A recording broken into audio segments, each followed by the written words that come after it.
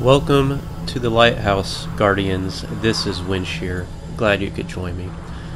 Guys, I've been gaming for a long time, probably longer than some of you are even alive. I'm 33 years old. I've been gaming since gaming has been around. I'll have to say, this experience in Destiny that I've experienced over the week in Trials of Osiris, probably single-handedly one of the best experiences I've ever had in gaming history, personally. Just complete opposite of what I thought it would be, but granted, I started off with on a good note, playing this very competitive shooter, 3-man team, 3 versus 3. And before I just jump in and show you the rewards, you have to tune in to the end of the video if you'd like to see all the rewards from this experience. But single-handedly, look at all these red deaths. Oh, try hard mode on. But single-handedly, one of the best games and game modes experiences I've ever played. And competitive-wise, I'd have to argue probably the most competitive experience I've ever had in gaming. Lots of fun. So here I want to kind of showcase what highlights of this match. We went flawless, and we did not use any boosters other than the very first match we played together. We had lost, but I had the forgiveness token equipped for that, but after that did not use any boosters. So there's a lot of boosters out there you can stack. In other words, if you like win one game, it will count as 2, that booster. So you can essentially go to 7 games and be done.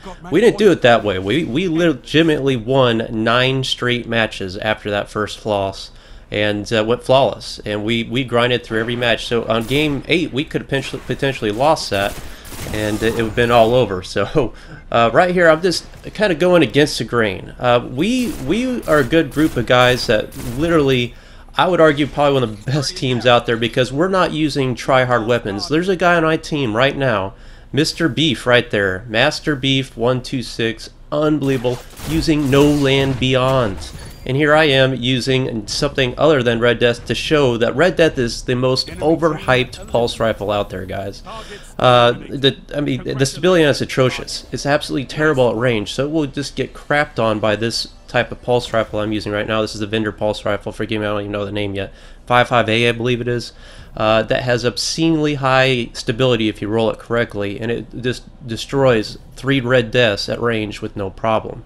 So don't just buy into this hype that you have to use these mainstay weapons. And we saw this day in, day out. As we go through these matches, I'll kind of play the drop down. You can see with the loadouts of everybody's using. This team was kind of the exception. But Thorn, that's all you see is Thorn, Hawkmoon, Vex, and that's about it. It's very rare, maybe a Red Death here and there, except for that one first team was all Red Death. But there's just basically 3 weapons that people choose, because that's the problem with Destiny. This is what I was really concerned about when I came into the game and this experience. I thought it was just going to be a terrible experience because everybody's just going to use these overpowered hand cannons that Bungie refuses to balance appropriately, and everybody's just going to be hitting you with Thorn. It is a problem. And in addition to that, as a Titan, you don't see many Titans in this gameplay either. I mean, Titan, Warlock, Hunter, everybody's running Warlock, Hunter, and most of the time we saw teams that were just strictly all Hunters, because 1 gold gun, you wipe the team, you're good to go. 1 Nova Bomb, that's it, or self-res. So as a Titan, I just feel utterly, almost kind of useless in some respects, because my supers are very weak. My lightning grenades are good, I'm a Striker Titan. And everybody was saying, oh, you gotta be Defender Titan, you gotta be Defender Titan. I'll tell you what, in this kind of game mode, there's no objectives. It's just team deathmatch. A bubble's gonna do you very little good, in my experience. I saw 1 Defender Titan in all these games. Now, I should probably introduce you guys to the game a little bit more. How it works is the first team to get to a score of 5 wins the match. So each match is 2 minutes in duration, and you just have to wipe the team, and you can revive teammates and such, but it's a very short amount of time, but that's still a lot of matches. I mean, if you think about that, 9 games to win, total 9 matches with up to 5 games apiece in any given match. But there are many times where we had 4 games to 4 games in 1 match. So I mean, there's 8 matches right there, and you got to play 1 more to decide who wins. I mean, it was an extraordinary amount of matches that we had to play and grind through to legitimately get 9 matches completed. And again, with no kind of bonuses. So I really am pleased with this team. This is the first time I played with them. Master Beef running No Land Beyond. I was actually kind of griping at him during most of the match. Oh, there's a golden tier. I was running with him most of the match. I'm like, dude, take off the No Land Beyond. Stop trolling, you know? But he was actually doing good with it. I started to realize this guy's actually good. And of course, you know, if you're doing good, stick with it. Again, my hat's off to him.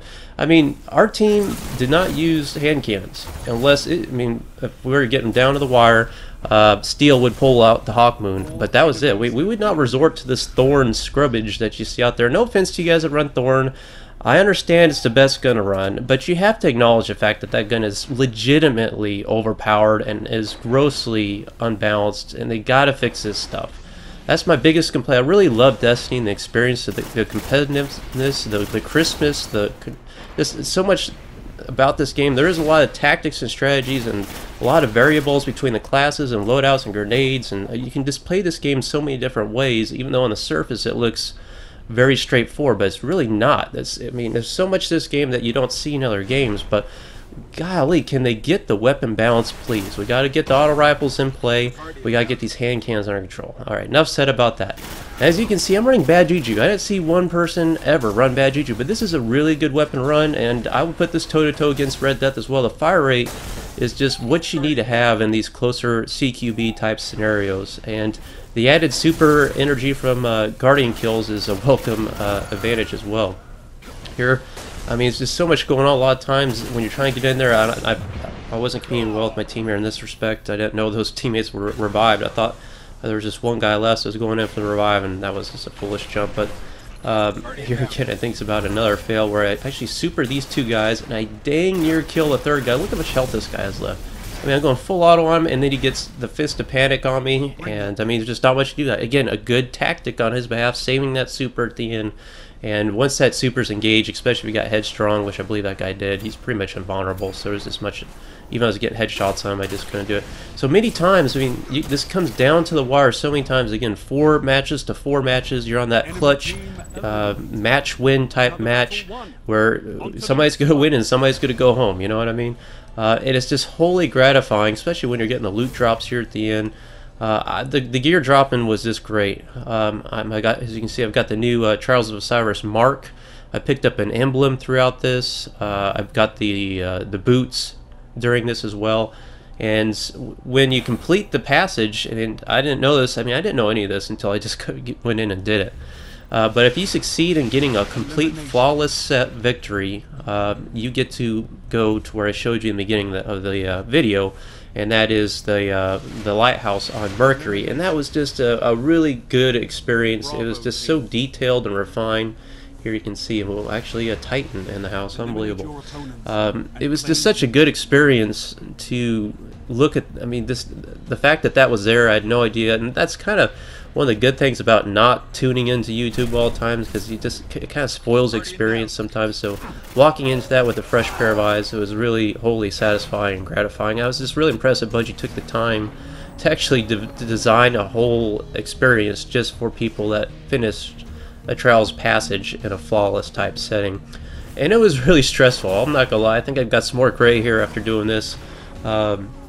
I mean, this was so much on the line. In retrospect, I think it would just been easier to go and buy those buffs to, I mean, why risk it all for 9 matches when you can do it in 7? You know, on that 7th match, if you have that, the next match you win counts as 2 buff, so you're done if you win that match on match 7, and your passage is complete. I think it's kind of a cheap. I wish there would have been some kind of reward for us actually having experienced the whole thing, or legitimately completing and winning 9 straight matches without buffs whatsoever. I wish there would have been something more of that. I was really sad about Master Beef here. He actually succeeded in doing this 3 times today, and he never got an exotic weapon at the end. We're really hoping, you know, for this elusive scout rifle, the exotic scout rifle, Fate of All Fools, to drop. He was hoping it would. I really hoped he was going to get it, because he deserved it. But I don't know what it's taken to drop that gun. I have not seen by dropping it. I don't know if Bungie's got a lockout on it this week, or if it's a timed release, kind of like the Crux of Crota was with the Dark Below. So I'm not sure if that's why you're just not seeing that weapon right now. I was also disappointed, I'll just go ahead and spoil it now, I did not drop any exotic weapons this week, and if you do a flawless run, you will get a token at the end, and you can go to the Reef, the vendor there for Trials of Osiris, and he will allow you to buy the gold and silver package, and there's a chance of exotic dropping on both of those. Of course, there's a chance of exotic dropping on the chest as well, and I've done Trials of, I've done the PvP or the PvE section today. God, I'm drinking from a fire hose, guys, so bear with me here. Whatever the hell the band's called up, I'm struggling right now, guys. But anyway, you know, with the treasure keys that you get there, I was not getting any exotic drops on those either. So I was just like, what is the deal with me not getting exotics this week? Because I still am missing a few. But that's where I've been, guys. Let me show you the loot drop here appropriately. And I was really, I mean, Master Beef here, he got a good gun. He didn't really want it, but this scout rifle he does drop is just epic, if you ask me, with reactive reload and outlaw and perfect balance. I was like, I will take that all day long. But I ended up dropping the summoner, of course, the exotic emblem, some etheric light. I got like 3 etheric lights here. I'll show you the next segment. And this auto rifle, when it drops here on Flawless Victory, is the same one you can buy from the vendor on the Trials of Osiris, but the only difference is it has an elemental roll. So mine has solar damage on it, which is good for those those solar type engagements. There's not many good solar primaries out there right now, other than Vex and Abyss Defiance, which Abyss Defiance is really not that good. But the only difference is you cannot reforge these weapons, which we'll see how that goes. I mean, it's definitely a cool gun. A lot of people want this auto rifle. Personally, I would really have been more happy with the guys with Beef's scout rifle, which I'll show you here in a minute. I'll also show you what Steele's hand cannon was that he dropped as well. So those of you guys that follow me from Battlefield, I apologize for being kind of off the reservation, but frankly, I just kind of waiting for that patch to drop. I'm going to cover the new weapons when they release for the new patch. But I mean, this game, Destiny, is really just consuming my gameplay right now. It's just such a fun game. I'm sorry for those of you on PC that cannot experience this game, because I really do know that many people on PC would greatly enjoy this game.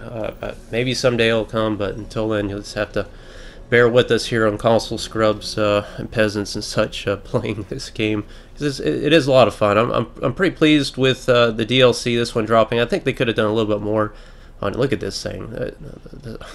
This thing is just insane scout rifle. High damage, low fire rate, but I mean, these things are just at 73. I mean, this is almost like a Fate of All Fools. I think arguably the perks on this could be better in some respects. But this game, overall, with the House of Wolves dropping, I mean, Prison Elders, that was what I was trying to talk about earlier. I just was not getting exotics dropping that. I have not done the higher level Prison Elders yet. I think that was a little bit of a disappointment. I expected a little bit more with that, especially the fact that there's no raid. But Trials of Osiris is great. I really love the multiplayer maps. And look at Steele. He's fortunate to drop all the gear today for Trials of Osiris. So my concern is about the DLC is, you know, as many teams are just wiping through all the content in week 1, will it be enough to sustain attention span for, you know, months to come? That's always a question with Destiny. It's always a struggle, but it always seems to just retain me. No matter how, quote-unquote, how little content there is or repetitive it is, I find it entertaining, and I frankly just can't put the game down. So it's always a concern you hear, it's always a criticism you hear, but in the end, people play this game like no tomorrow, non-stop. So here's the Trials passage, which allows you to redeem all these rewards, and I'll show you the gear I drop here. Again, these first 2 tiers right here, I'll technically have a chance for exotic. I just was not dropping exotics, but I guess Etheric Light is good enough. And then pull off the gauntlets here. I will show you my fully loaded out Titan here at the end, which this looks incredible. I still think the Titan, even though it's the weakest class, I just love it the most. I think it looks the best. It's just a good, fun class to run with. Got the chest piece here. I guess strength roll. I'm not a big fan of strength on Titans because, again, they're terrible close quarters. I stay away from close quarters with Titans. I just get out melee, blink striked all the time. So nonetheless, this gear, this looks sick. Check this out. I don't have the helmet yet, but the leggings, the gauntlets, the armor, I mean, again, the detail here is pretty extraordinary. Hope you guys like this video. Please like, subscribe. I will try to have more content to come out soon, but again, Destiny is just, it's where it's at right now for me, and this was an incredible experience. I hope you guys liked the video. I'll see you on the battlefield.